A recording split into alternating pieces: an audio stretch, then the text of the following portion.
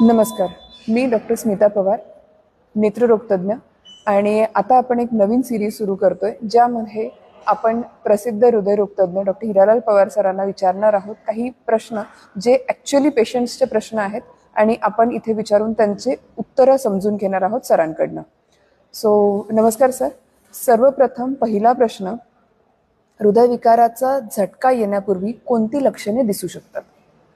नमस्कार, मी डॉक्टर हिरालाल पवार, हृदयरोग तज्ञ.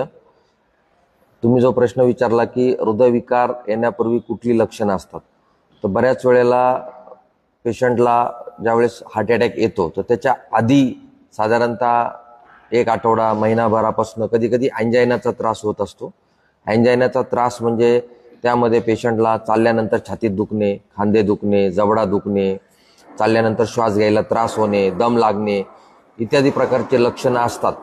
परंतु पेशंट त्याच्याकडे दुर्लक्ष करतात आणि मग हीच लक्षणं पुढे जाऊन एक मेजर हार्ट अटॅकमध्ये रूपांतरित होतात.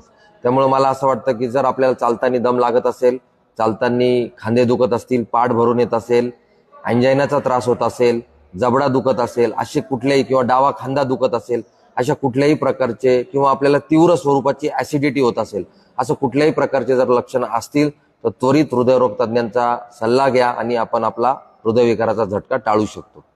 धन्यवाद. धन्यवाद सर.